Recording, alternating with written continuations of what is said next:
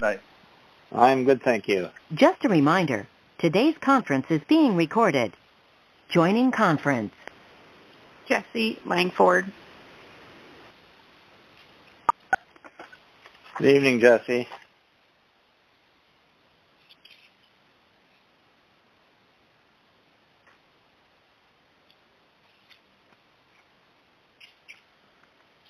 Mr. Mayor, Councillor Lamb speaking.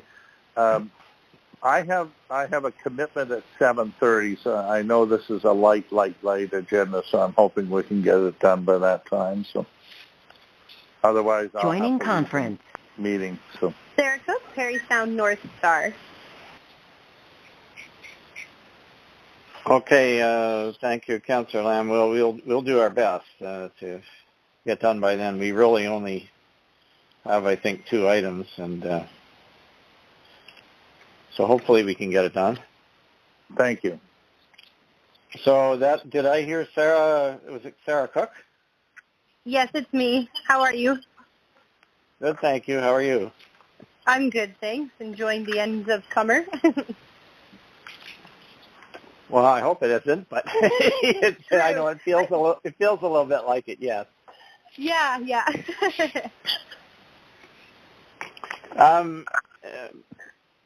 I'll ask our clerk. Are you expecting anyone else from staff on this meeting, or we have all the councillors already?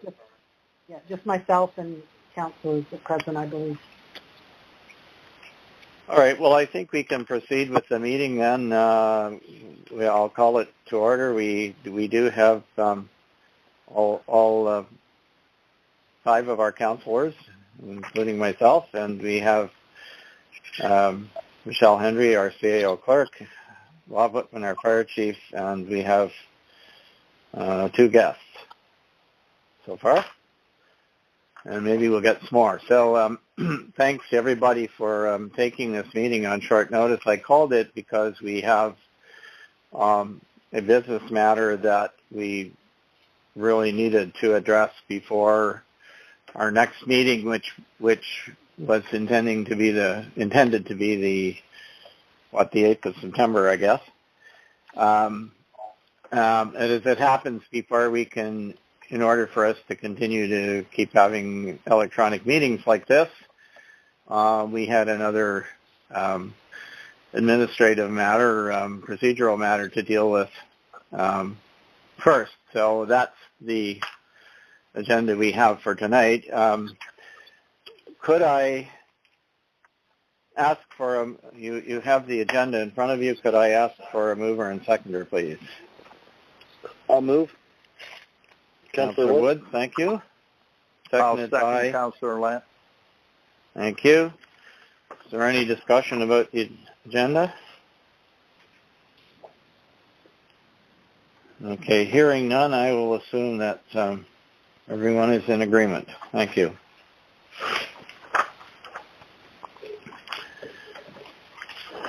The next item is a procedural bylaw amendment. And I guess we should follow the proper procedure and get this on the floor first for discussion, and then I can perhaps give you just a little bit of background about it to make sure everybody understands what it is we're doing. I'll read you the motion that I'm looking for.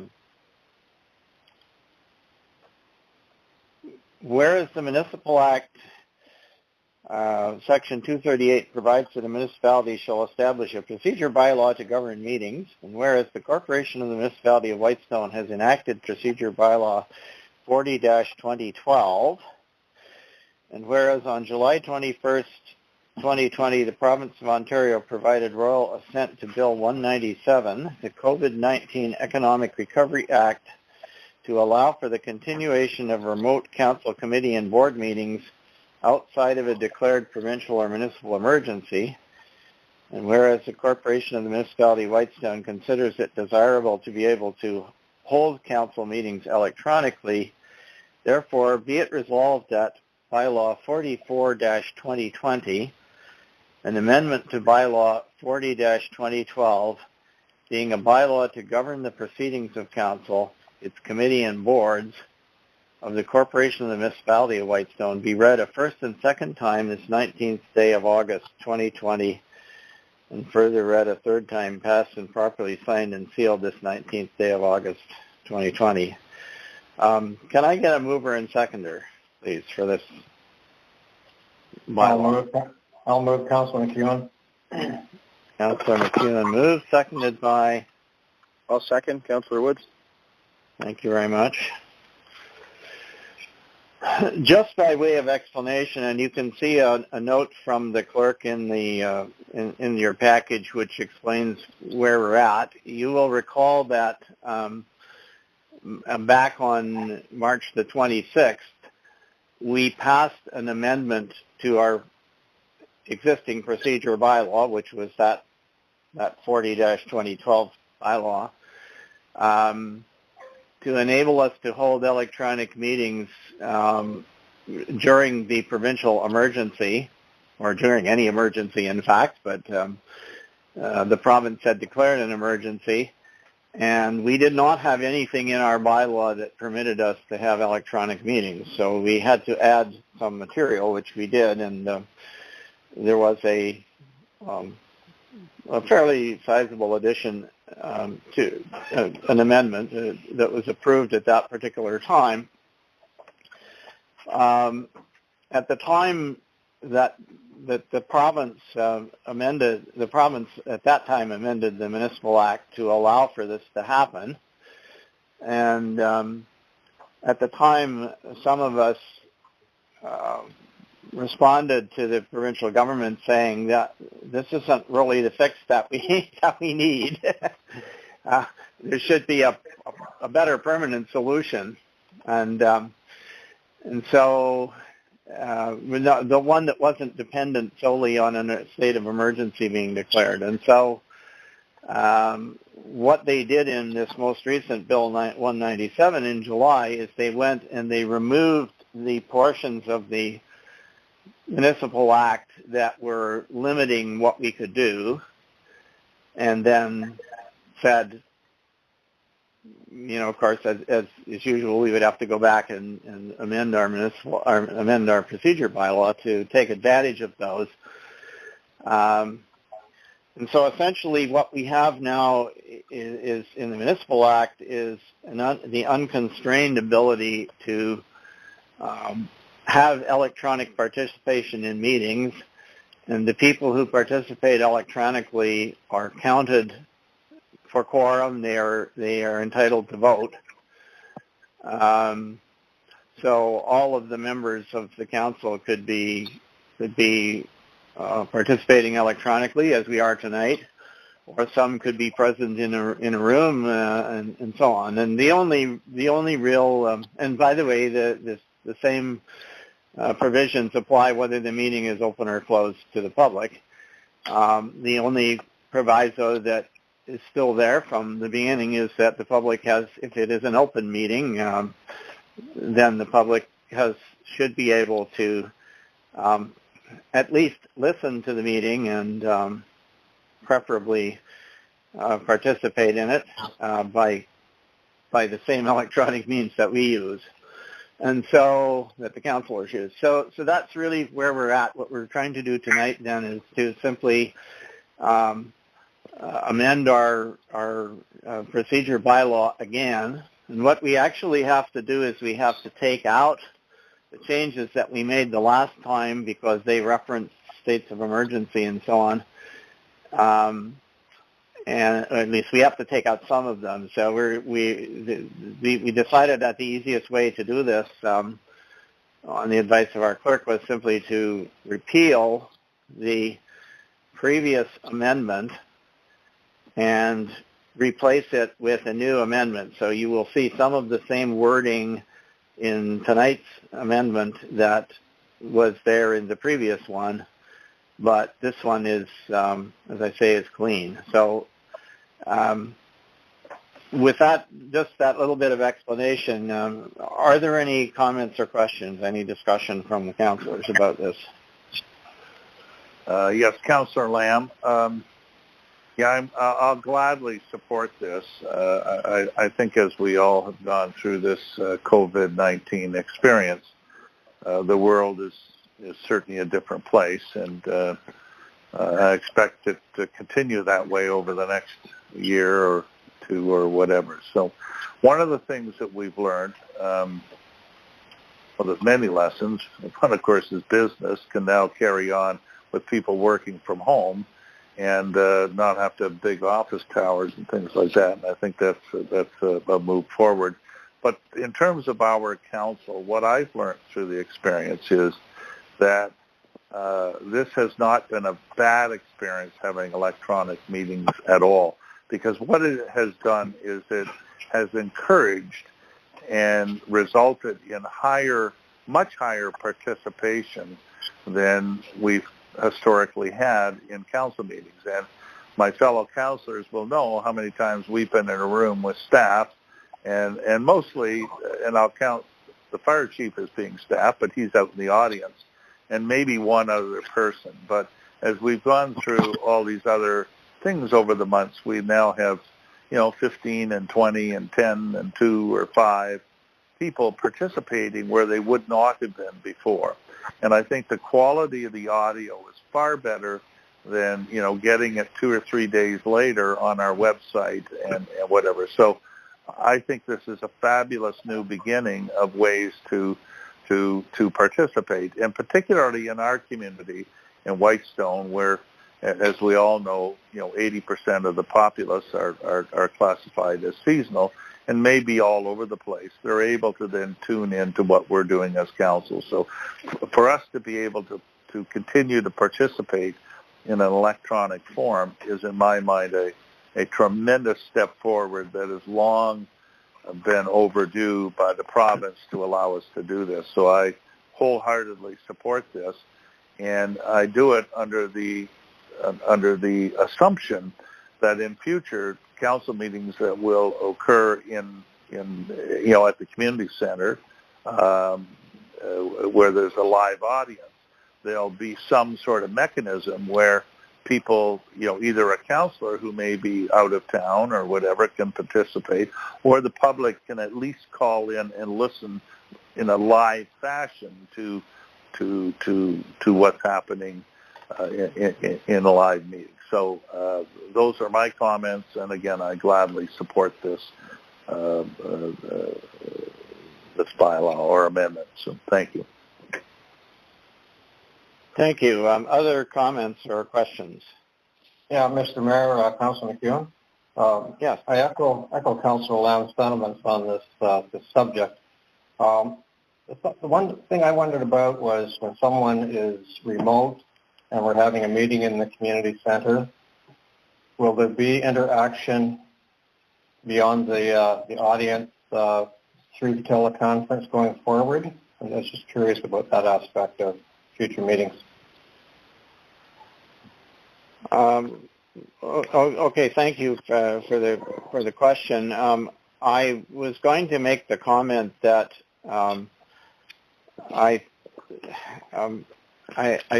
think we definitely see going forward that we will at some point get back to having face-to-face meetings in the community center, but it will be possible. The plan is that it will be possible for us to have participation, not just of councillors, but of others who may want to participate in the meeting, either in person, if they so choose, or electronically. And ideally, what we will have is we will have not just audio, but we will have video as well. And so people who have access to the internet will be able to see it.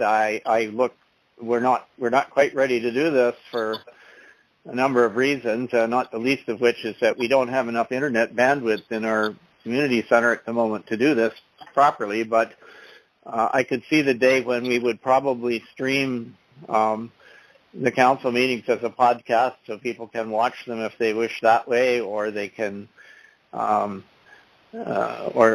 they can actually log in from a computer and see it live, and when there's an opportunity for them to participate in the meeting, they would be able to do that as well. And that way we can have sort of the best of both possible worlds. We can have the face-to-face, and we can have we can have the next best equivalent, and it would also avoid the situation that we've seen on several occasions when people are scheduled to come and make delegations or whatever, and because of weather, they can't show up and have to cancel. We would be able to have them do their presentations remotely, and everybody, again, regardless of where they are, would be able to see them. So that's the goal, and technically we have a plan to get there. It's going to take a little while, but that's what I hope we'll be able to do going forward. Hey, Mr. Mayor, just one further comment here on, again, the bylaw. We're specific, and the proceedings of council, committees, and boards is hereby amended. So there's no mention of general public. Don't want to prolong this. I would think pre-arranging for video and or teleconference would be appropriate from public if it's so desired to set it up that way for various reasons. So I understand what you're saying. It's a moving process here. We're moving forward. I guess it can fit the way it is to me.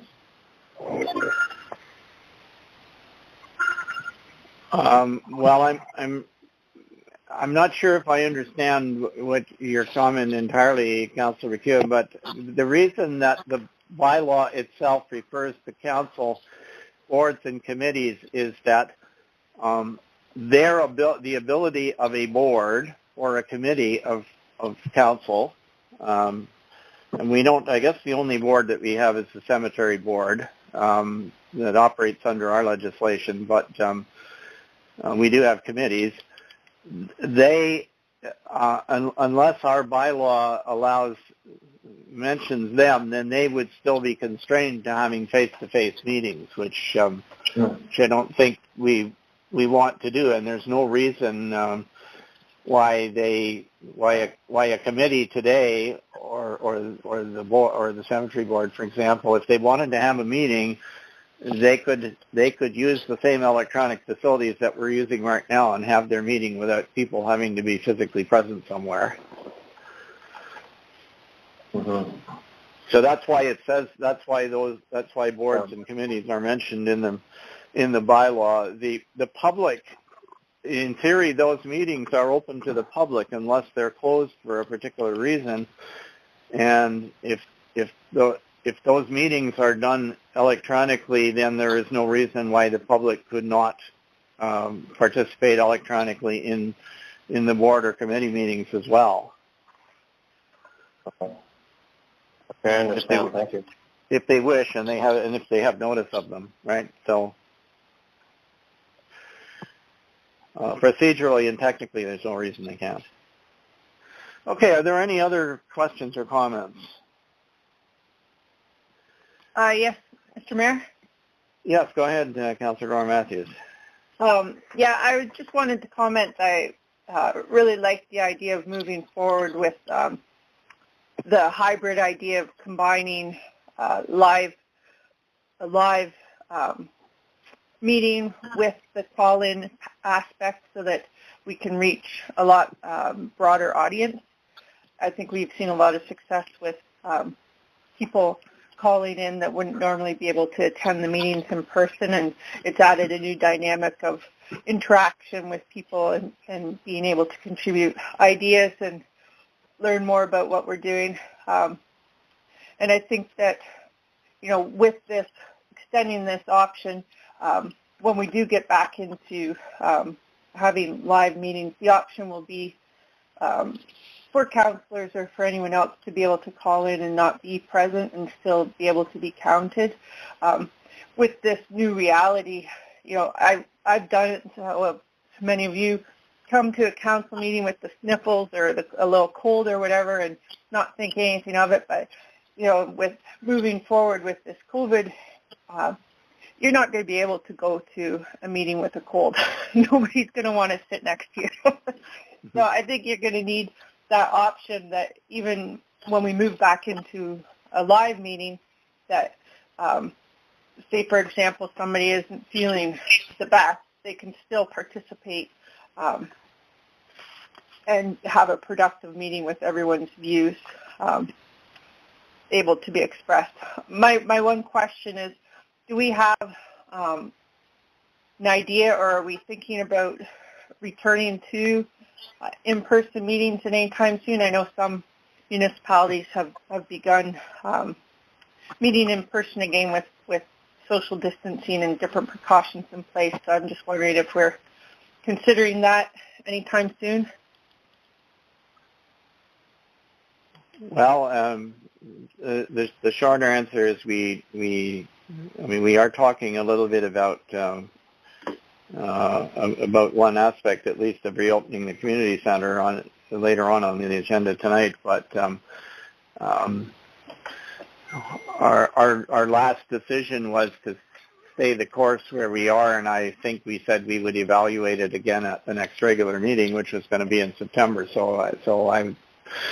It's absolutely a fair question, and one that we should take a look at when, it's a matter of council deciding when they feel they're ready to have to go back to holding the meetings there. We have a new sound system installed in the community center, as you perhaps know, and we can put the tables as far apart as people are, as they need to be for people to be comfortable. So I think when everybody thinks that it's an appropriate time, we can move in that direction. Councillor Lamb, yes, I think this is an appropriate thing to be discussed at the early September meeting. I just think that's the time to kind of do it. This seems to be a moving ball all the time, and every week seems to go to the next level. And I have grandkids; they're kind of all over the province. They don't even know at this point how the heck they're going to go back to school, right? And how they're going to social distance at school. And my grandkids are mostly in high school, but it's a moving target. And when I call them and say, what are you going to do 2 or 3 weeks from now? And they say, we have no idea, right? It's a big nut to crack, and I'd rather see how they're going to do all this, and then we can decide. Again, the reality, if you look at it, right, is that the live meetings only participated very, very few people, right? And certainly there weren't very many public people that just showed up to attend a meeting. In fact, they were next to nil, right? And the only reason that people came down to the community center to participate was if there was a specific item that involved them or a specific delegation. And there's no reason that those things can't continue on in the form that we're now doing. So I'm not saying we shouldn't open it up to the public. We should. I just want to be more. I feel that I want to be more cautious than running into it. I went to the Magnetawan market. I went to the McKellar market. I went to the Parry Sound market the last 4 or 5 days. And in all those markets, I only saw one person that was in Magnetawan without a mask on. And it's a different world. And I just, as a 68 or 69-year-old, would like to feel more comfortable for many of the reasons that Councillor Gorham Matthews has said, right? Sniffles or whatever. I don't want to be exposed, and maybe I'm a hypochondriac or something. So I think this is best pushed off to at least September, and then we can discuss it and decide. But I'm glad tonight that what we're deciding is that if I feel threatened, or Councillor Gorham Matthews feels threatened in any way, shape, or form, that they can still participate in the meeting, right? And that's what I feel really good about. So anyway, over and out. Thank you. Okay, thanks for that. We don't have that on the agenda for a decision tonight. Just to pass this procedure bylaw to allow us to continue continue our meeting. So, are there any other comments or questions about this item?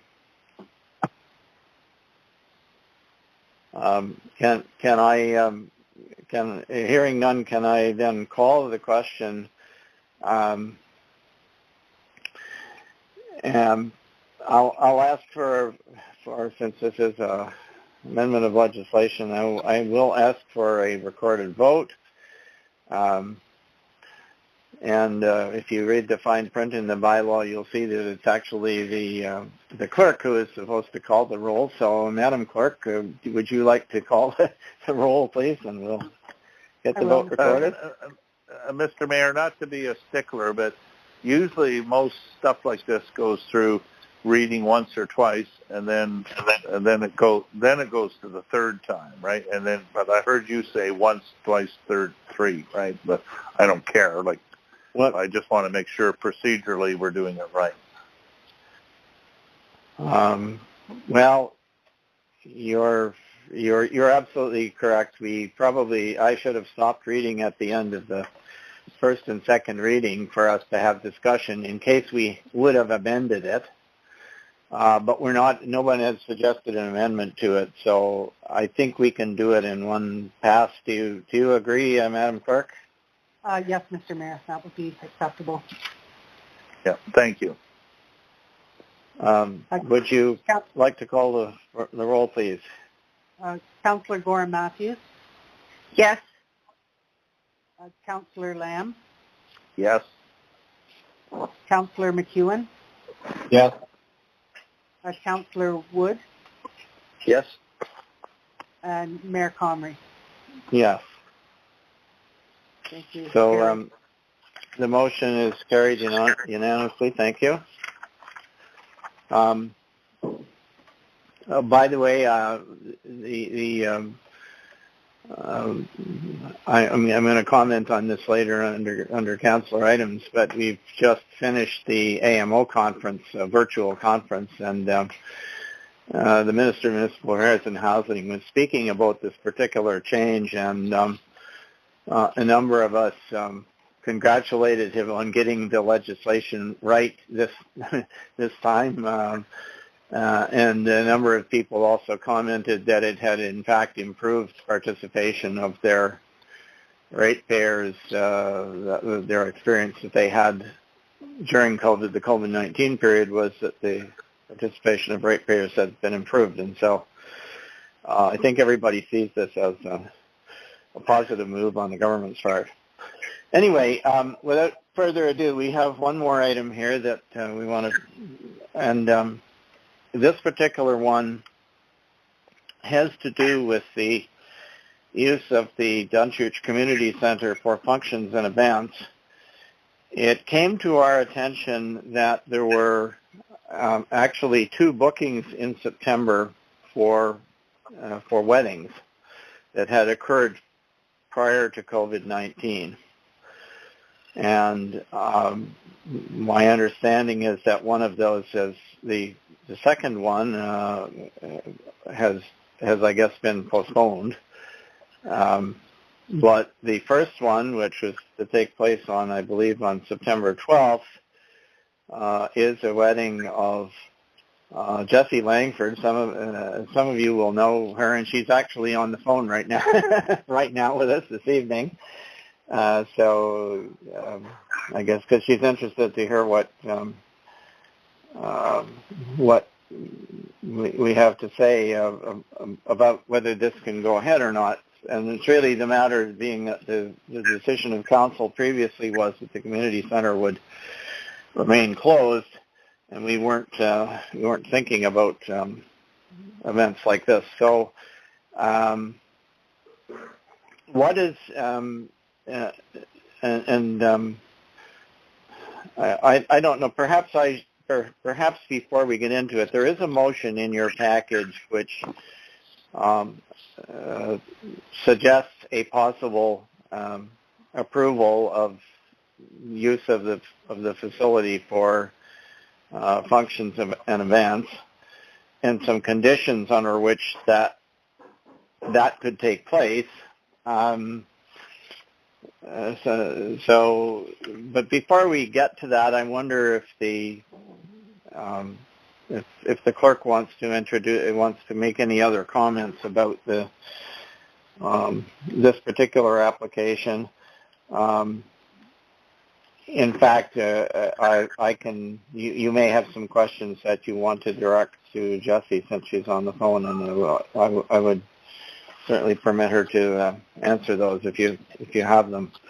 But Madam Clerk, do you want to say anything about what led to this proposed motion, or? Yes, thank you, Mr. Mayor. So in terms of this particular event, it's intended to be a Plan B, and I'm sure the Mayor would not have a problem. Ms. Langford wanted to correct me if I'm incorrect, but what I understand is the ceremony and the reception are planned for the family home, and if there's a particularly bad weather event, they have a place to go, which is the Dunchurch Community Center. There's no intention for a band or for dancing. It would strictly be for, if the weather's really bad, the ceremony itself, and then a setup for a meal. And precautions have been put in place in terms of the catering and the food service and how that's to be managed. My assumption is that people will social distance except if they happen to be in the same bubble, which is reasonable. Maximum of 50 people, including catering for food service people. So maximum of 50 people in the community center. No live music, and we added some components. And I looked to other municipalities that were either opening their community centers for specific events or were thinking of opening them, and some of the precautions they were putting in place for these events to happen. We expect that there'll be additional costs for a deep cleaning afterwards, and we're talking internally whether it will be our staff or a cleaning service, and we think that our staff can do that quite nicely. It'll just take much longer than it normally would, so an additional cost would be levied to the renter. And then our insurance folks suggested a waiver, and we've included that in this. And typically when there's private events, the municipality has not asked for insurance. And, to have the municipality named is also insured. So this waiver covers that to a certain extent. And if they were having liquor, which I think the intention is, there's insurance required for that. So this is the starting point of what may come in the future. And as you see, it's for a wedding event scheduled for September. So this was intended to be specific for this event, simply because Ms. Langford needed to know. She has a Plan C, I understand, but I'm thinking that she would prefer to know that the community center is available if, in fact, the weather turns bad on her. So that's the information I have on this event. We've had no other requests. There was an additional wedding in the end of September, and that was canceled, and we've got nothing for October or November at this point. Thank you, Mr. Mayor. All right. Thank you. Could I, with this, with that by way of background, could I ask for a mover and seconder of this proposed motion? I'll read it to you. That the Council of the Municipality of Whitestone hereby approves the use of the Dunchurch Community Center for a wedding event scheduled in September 2020 with the following conditions: a maximum of 50 persons in attendance, including catering food service personnel, and this be strictly enforced by the renters of the facility. No live music or dancing is to be permitted. Each attendee is screened for COVID-19 with questions approved by the North Bay Parry Sound District Health Unit prior to entering the facility. All attendees to provide information for tracing purposes to the facility renters, and that a copy of this information be provided to the municipality. Face masks are mandatory except when seated at a table. Hand sanitizers are made available by the facility renters of the community center at the main entrance and in the washrooms, and physical distancing of 6 feet is to be enforced as per provincial guidelines, and the physical distancing is, the provincial guidelines are that if you can't maintain that physical distancing, then you wear a mask. So presumably the people when they're seated at the table would be would not be wearing masks, and they would be in family groupings, I guess. And but when they got up to move, if they did get up to move around, they would have to put a mask on. And that the facility renters be responsible for all costs associated with the deep cleaning and sanitizing of the facility after the event, and that each renter of the facility sign the following waiver. And there's a waiver. The waiver reads, in consideration of the permission to use the Dunchurch Community Center by the name of the renter, the said name of the renter hereby releases and forever discharges the corporation of the municipality of Whitestone, its employees and agents of and from all claims, demands, damages, actions, or causes of action arising to or to arise by reason of the use of the said Dunchurch Community Center from all claims or demands whatsoever in law or in equity, which the users and participants in the said activities carried out in the Dunchurch Community Center. So that's the motion that I was hoping to get a mover and seconder for. I'll make that motion. Thank you, Councillor Gorman-Matthews. Seconded by? I'll second, Councillor Woods. Councillor Woods. Okay, are there any questions or any discussion from the councillors? Yeah, Mr. Mayor, Councillor McKeown? Yes. Yeah, I agree with opening for a special event, one that's been pre-planned. I was wondering if we're being specific enough that it is only for this particular event, so we don't open ourselves up to criticism and more demand on the building before we're ready to do so.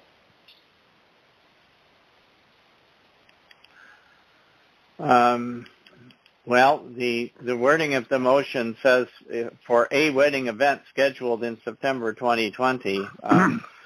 I guess if you wanted to be specific, you could say a wedding event scheduled on September 12th, 2020, which I believe is the date in question. Is that am I correct in saying that, Jesse? You don't want to get you married on the wrong day here. That's a Saturday. Maybe her phone is muted. I believe that. I thought it had Mr. Mayor. unmuted for me. Yes, you have the correct date. We don't have any other, as of this moment, we have no other requests. So I guess if the council so wishes, that we could amend the motion just to put a specific date and just do it as a one-off. I suppose the only thing is if somebody were to come back and say they wanted to have it on the whatever, the 26th, do one on the 26th of September, they might still want to get an answer before we meet before we have another council meeting. And is there a reason why we would not, if another renter were to meet all of these conditions, is there a reason why we would not rent to them? And I guess, Mr. Mayor, Councillor Lamb, that's the key question, right? I have and again, Jesse, sometimes I wish you would elope and we wouldn't have to go through this. So I don't want to go. I don't want to be a party pooper here, and I'm certainly not going to stand in the way of Plan B. But sometimes in trying to do that, we get blinded to the fact of what are we really talking about here, right? The community center is closed. It's been closed, and it would have been closed for any event, during the summer or up till now because of COVID-19. We haven't opened it at this point. So we're making a special exception, okay? And, I can understand because it was booked, but really what we're saying is and the mayor just touched on it, anyone who's willing to rent the community center from now on with the conditions that have just been, stipulated, it's pretty hard to say, well, you can't do it, but Jesse can or anyone else, right? So we're really saying you can, I think it's very wrong to say it's only for this event. It's for any event that meets these conditions. Now, having said that, we can put, and I'm no lawyer, but we can put whatever waiver we want in front of Jesse or anyone else. And again, I'm not trying to make it personal. We have no way of policing this, okay? The waiver is worth the paper it's written on, in the sense that if someone gets sick as a result of that and comes back, our insurance is covering, I think I heard it right, that it's still covered by our insurance. So let's not fool ourselves and think that we're out of any liability, because we're not, okay? I know of people that there's an example I know of where the mother was in an old age home for 8 years with Alzheimer's and in bad condition, but she died, right? And they're suing the Chartwell in this case for lack of care and that kind of stuff. Now I'm not trying to overstretch it here, but we are somewhat exposed by doing this, okay? And we'd be fools to think that we're not, okay? But having said that, I'll vote for it if everyone's for it. I think we're exposed. But having said that, the only change I would make, and it's not got anything to do with Jesse, is that we make anything I've been involved with this way in condos and other things, is there's a security deposit against the deep cleaning. And again, whether, and I would suggest it'd be $200 or $150 or something. And that's only so that you're not arguing afterwards, it's a $200 charge, it should be $100, or that's exorbitant, or that kind of thing. So I think we need to put a specific amount in, as to say this is a deep, not a charge, but a deposit towards a deep cleaning of the community center. So that's the only formal thing that I would ask. But the rest, we're kind of, we have no way to police this. So, buyer beware or renter beware, and the waiver will help, but it's not a end all of all this, right? And I think anyone else, again, I'm repeating myself, who comes forward and wants to meet the same conditions, it's pretty hard for us to say you can't. So anyway, thank you. Okay, thanks. Other comments or questions?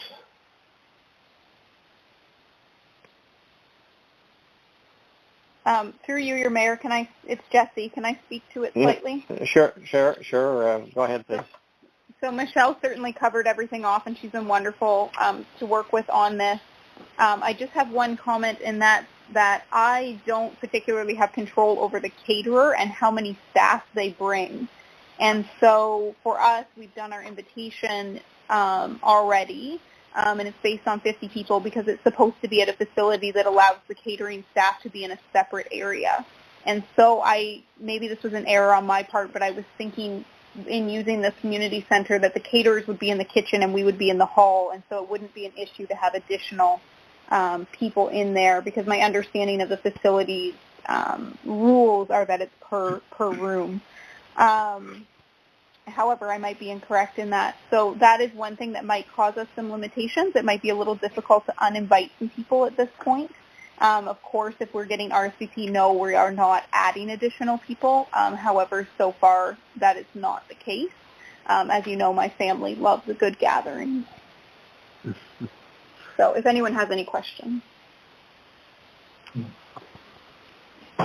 Councillor Lamb, I have a question. I thought, and maybe I'm wrong, and the clerk can maybe correct me, that limitations in a building like this are social gatherings, because, I mean, caterers are, I don't know whether it's a smorgasbord or people are going to be served, at their tables or whatever, but in a building like that was limited to 50.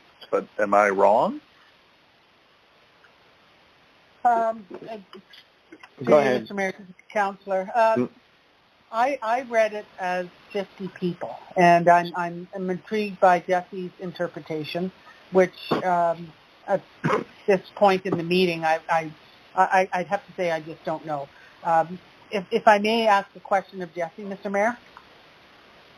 Jesse, go ahead. Would the catering staff just be in the kitchen and serving through the window, the server window? So there would be a limited time when they would come into the room, and that would be to set up the buffet. However, it would be easy to keep physical distancing at that point. So, and I will say that our 50 people includes my nephews who are all under 5 and things like that. So it is a limited, as much as we're counting it as 50, it's not every single person is going to be interacting in that way. I don't suspect the 2-month-old will interact with the caterers. Mm-hmm. Well, I think the answer to the question, Mr. Mayor, is I just honestly don't know. I assumed the 50, and maybe I assumed incorrect, meant anybody that, as Councillor Lamb said, was at that event. And that's why I added including catering and food service staff. I stand to be corrected. I could do a little bit more research tomorrow and see if that's different than what my assumption was.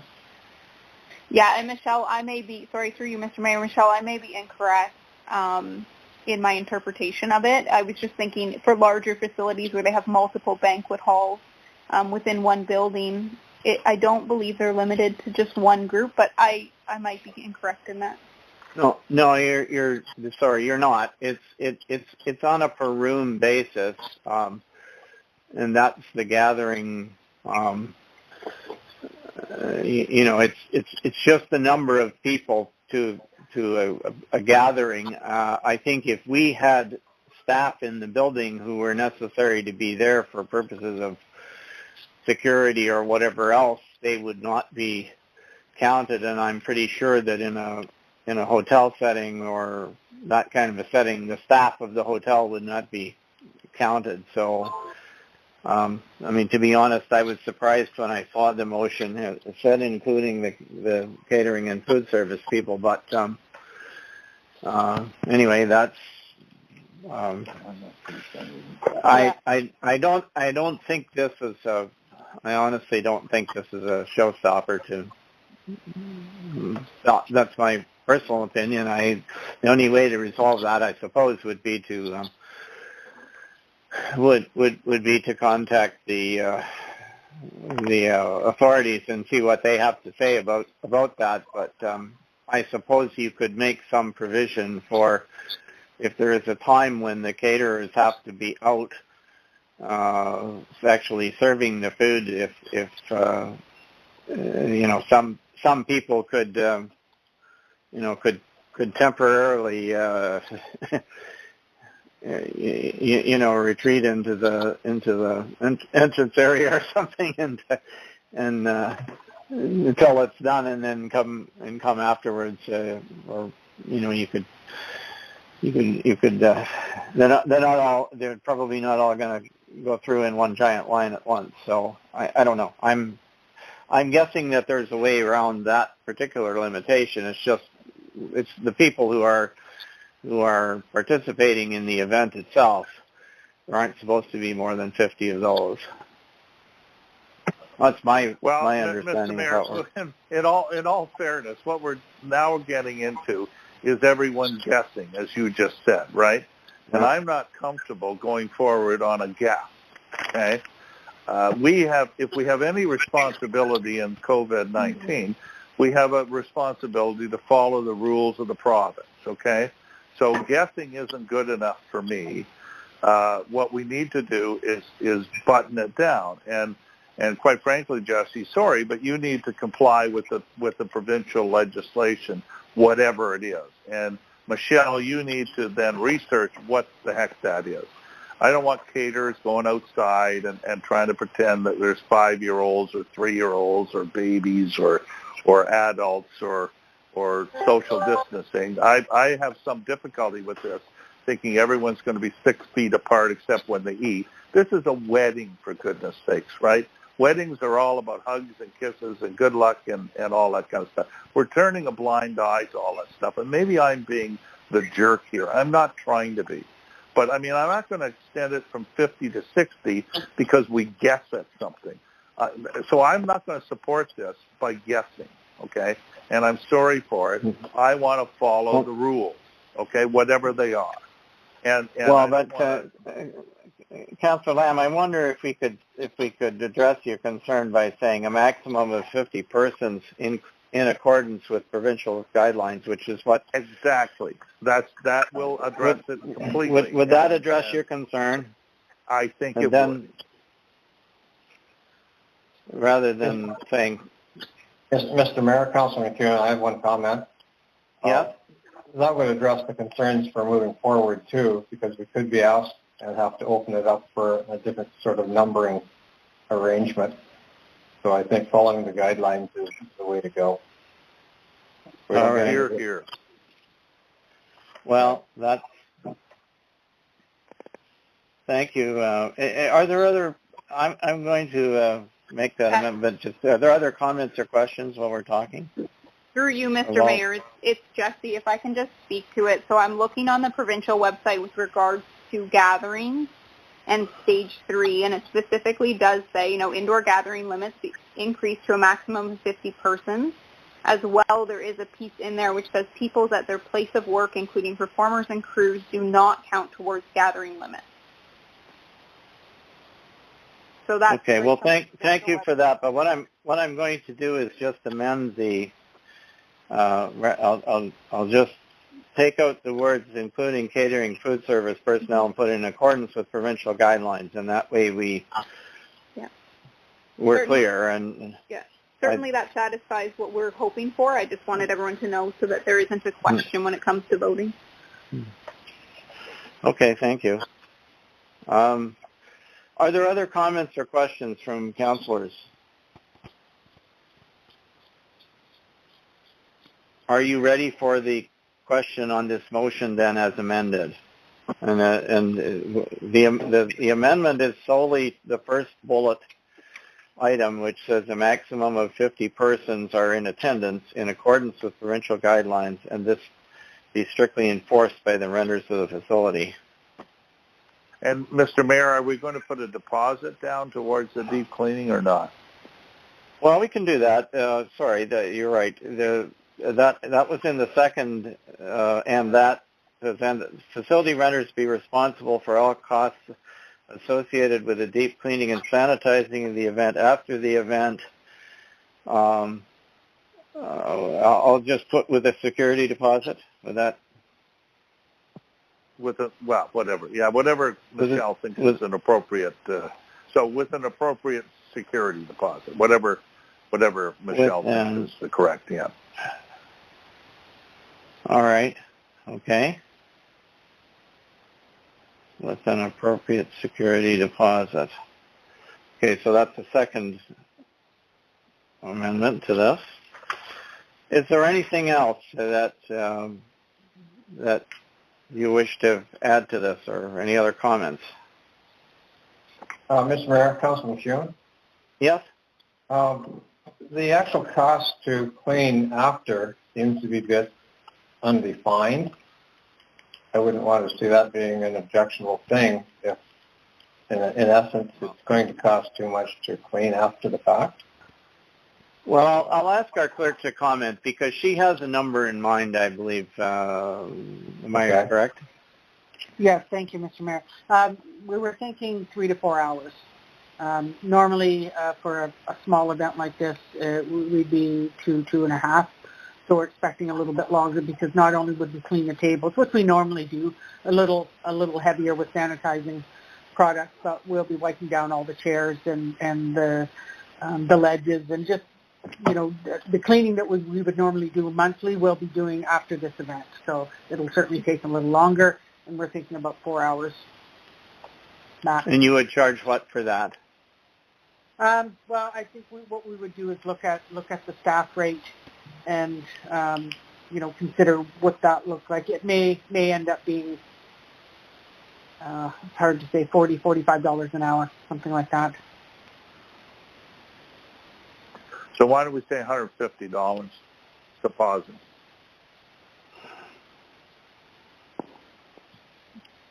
All right. That's a suggested amendment. And if it's 3 are people hours, okay with that? If it's 3 hours and ends up being $120, then we give Jesse back $30, right? All right. Well, how about with an appropriate security deposit of $150 then? That way that's for sure. All right. That's not an unreasonable amount of money, I don't think, in the circumstances. People normally would charge you at least that. So, all right. Can we call the question? Can I call the question, or can I ask the clerk to call the question? Go ahead, Madam Clerk. Yes, thank you, Mr. Mayor. Councillor Gore Matthews? Yes. Councillor Lamb? Yes. Councillor McEwen? Yes. Councillor Woods? Yes. Mayor Comrie? Yes. Thank you. Well, thank you very much, everybody. I think we've... Thank you, Mr. Mayor, for Thank you, Mr. Mayor, for moving this along. I have to go. I apologize that I'm not going to get to adjourn the meeting tonight. But anyway, thank you, everyone, and have a good evening. Thank you. Good night. Good night. Thank you very much. Through you, Mr. Mayor, I just Councillor want to Lamb. say thank you to the council for considering this and for allowing us into the building. It certainly is something that gives me a bit of relief since Plan C is inside the house, which isn't going to allow for a large amount of physical distancing. So it certainly is helping to keep our family safe. So I really appreciate that. Well, thank you, Jesse, and please accept our best wishes for your special day. I hope everything goes well for you. Thank you. We're going to hope for good weather and that this won't be an issue. So I'm going to leave before you go through your matters. As much as I'd love to listen, I have wedding things to work on. So I can imagine. Go ahead. Thank you very much. All right. Have a good night. Take care. Leaving conference. Okay. Going forward. That brings us to we just had a few things to do really left. One of them is councillor items. Are there items that councillors wish to raise? Yeah, Mr. Mayor, Councillor McEwen, I have one. Go ahead, please. Yeah, it's very pleasing to know we received the $232,000, or will receive, for the Safe Start federal/provincial grant, and that's to do with the COVID-19. I see the money as being very, very useful for COVID-related issues in our community moving forward.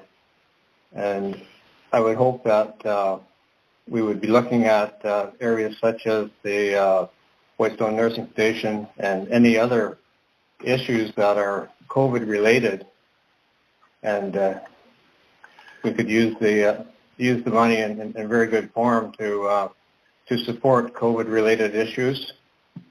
I know the issues have come up different from what we would even have imagined and thought about before or back when we were planning a nursing station expansion and such, we weren't dealing with the 6-foot distancing. We weren't dealing with many, many things, face-to-face contact and masks and just a whole myriad of things. So I think the significance of our expansion is speaking more for the community all the time. And if we can share this money around or look at possible ways to infuse the money into our municipality, which would be as constituent and let's say ratepayer friendly as possible, I think that would be a really good move. And I just speak for the Whitestone Nursing Station, which I'm a member on the committee of. And I know they have worked and performed tirelessly through this whole COVID-19.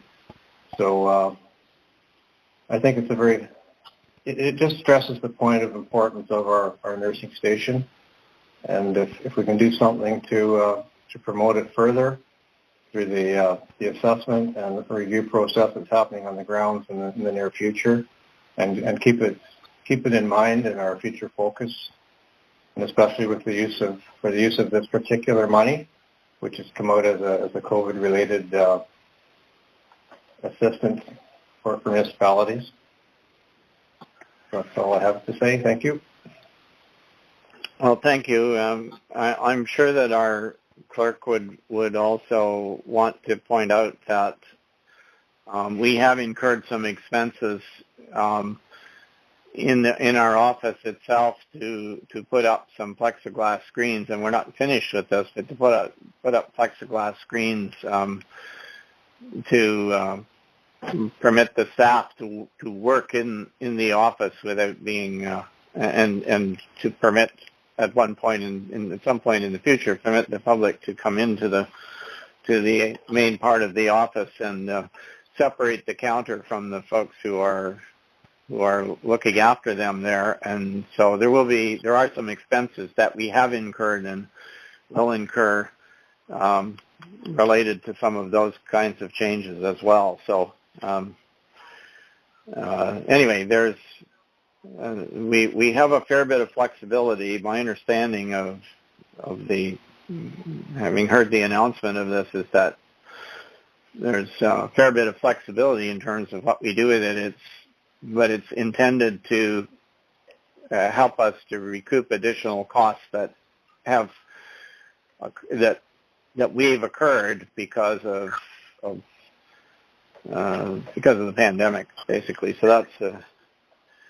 Are there other councillor items that anybody wants to raise at this point?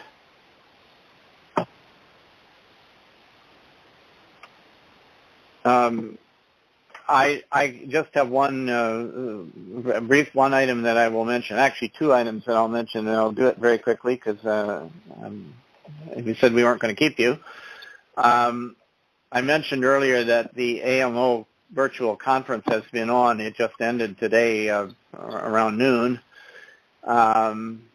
They put together, the meeting was supposed to take place in Ottawa, but because of COVID-19, they went to a virtual meeting. And so I did register for it because, of course, there weren't any travel or accommodation costs or anything. It was basically streamed online, and they did a very good job of it under the circumstances, considering how much time they had. There are two presentations that were given during the meeting that I'm going to share with you electronically that you might want to watch. One of them is a keynote address that was on the first day that was given by a lady whose name is Latal Marom. She's Israeli, actually. She gave a very, very good presentation on well, just thinking about how a sort of a business platform model might apply to municipalities. Some good insights in it. The other presentation that I want to share with you is one that has to do with the transition to full producer responsibility for recycling in Ontario. And there's probably heard a little bit about this. We haven't talked about it much in our discussion of landfill items, but effective in 2023, the costs of recycling will be borne by producers and not by municipalities. So we will actually end up saving some money when this is fully implemented. And there was a breakout session on this, and a chap from on the staff of the Ministry of Environment and Parks gave a presentation on how this is all going to sort of roll out, and so I thought it would be of interest to our councillors in thinking ahead as to what the scenario will be. It doesn't mean that we're going to change anything we're doing in the short run, I would say, but it is kind of interesting to see that how this is going to unfold and what the future may look like. So anyway, it's not bad news for us. It's good news. I think we'll probably save money at the end of the day. The other thing that I wanted to mention just very briefly is that you will recall perhaps back in February before the Roma conference, we drew to your attention and gave you a copy of, we drew to your attention that we were making a presentation to the Minister of Natural Resources about a couple of issues that we had. One of them having to do with watershed modeling and water control in the Magneto-One River system, and the other having to do with land use permits. And at the time, we were promised that we would get a response, and we didn't. So I have been bugging the minister's office and the deputy minister, the ADM, who was there at that meeting, and I finally got hold of the latter a week or so ago and said, we wanted to have a meeting set up. So there is some activity taking place on the Magneto-One watershed hydrologic modeling project that we are trying to get going with them. And we have a little ad hoc committee which I formed just out of volunteers who have been actually doing some work and some what I think is some good work, because two of them are experts in this particular subject. One of them is a retired professor from the University of Waterloo by the name of Nick Cowan, and he is one of Canada's experts on hydrological modeling. And he has a lot of software and data and tools at his disposal. He's retired, but he's still doing this. And he has done work for the MNR and for Parks Canada and others on some of our major water systems like the Trent Severn and so on. And another person that you might know, one of the other people is Jack Gorey. Some of you will know Jack Gorey, a resident of Whitestone, who is his property on Whitestone Lake. And Jack was a consulting professional engineer who specialized in this field for years, and also has done work for the MNR and so on. And then there is also a retired professor from McMaster University who has a cottage on the Washkesh. And so the four of us have been kind of going back and forth on this for a little while as a little bit of a technical project, but it looks like it's starting to come to fruition. We have a meeting set up with the Ministry of Natural Resources, their Surface Water Monitoring Center folks, on September 1st, and we're hoping to try and get some activity going. So I just thought I would let you know that there's this is going to be a long-term thing in the background. It's not costing us any money so far. It's all volunteer effort, and but it's interesting technically, and it has maybe the potential for us to try to get better predictions of future floods and maybe develop some mitigation strategies. So that's what that's all about. And that's all I have. Anything else from councillors before we... Mr. Mayor, can I ask you a question on the watershed scenario? You may. Are we a solo municipality going into this, or is Magnetawan and some other municipalities along the watershed partaking in this? I'm just curious. When we did the original initiative, I spoke to the mayor of Magnetawan and I spoke to the mayor of Armour Township, which is where Katrine is. And if you recall, Katrine got flooded and from the Doe Lake area. Right. And they were also neither of them were available to join us when we did our presentation to the minister, but they are very interested in what's going on. And there is even some interest from the folks who are down in the Brit area. Of course, they're at the tail end of the Magnetawan system. I think one of the things that we're looking at doing is trying to maybe formalize this a little bit. It's been very informal so far. What we really wanted to do is get a commitment from the MNRF that they would allow their surface water monitoring people who have a lot of expertise and equipment and data to participate. And our goal is to try to raise the bar on how they do this forecasting and ultimately how they control the control dams in the system. All of which, by the way, are upstream of us. There are no control dams in the municipality of Whitestone in the Magnetawan system.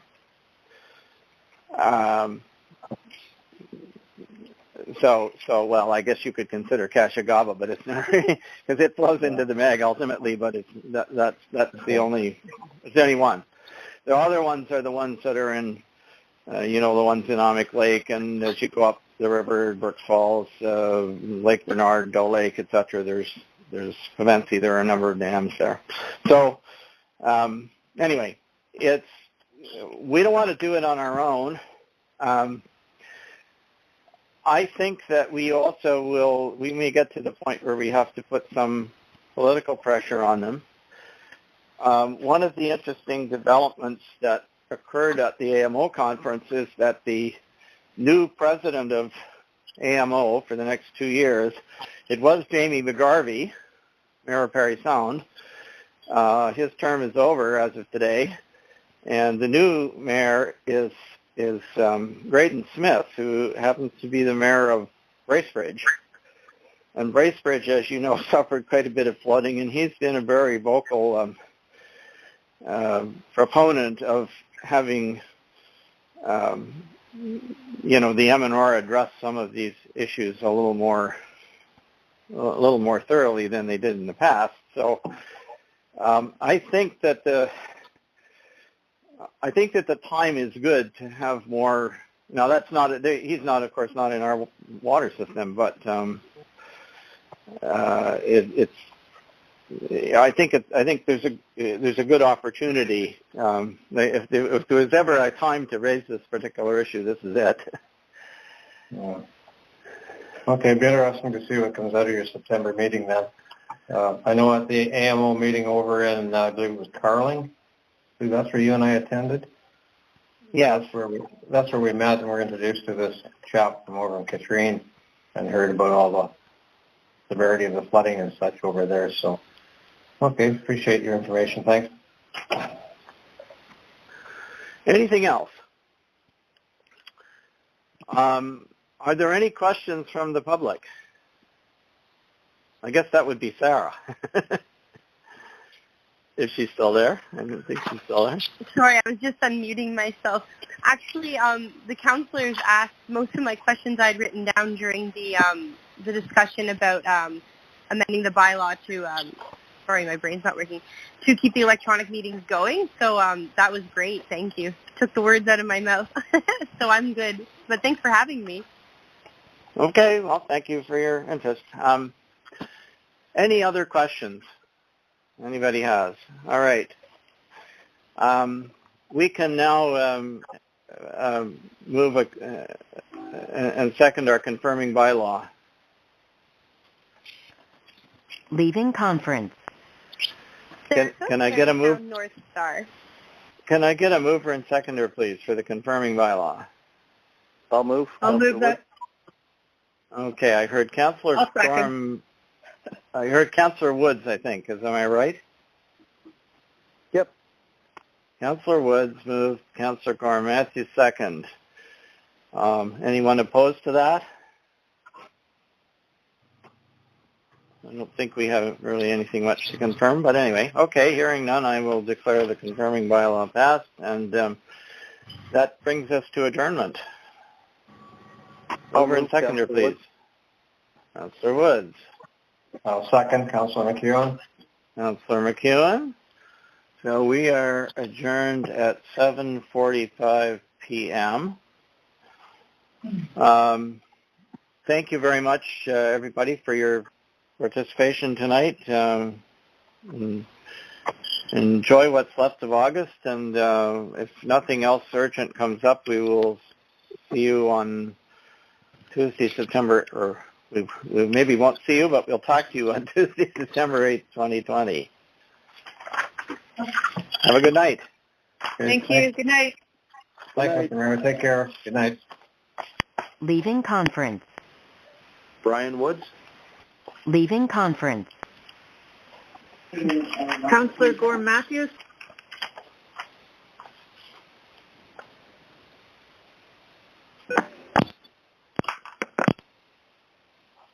Leaving conference. Councillor Joe Leaving McEwen. conference. George Comrie. Leaving conference. Michelle Hendry.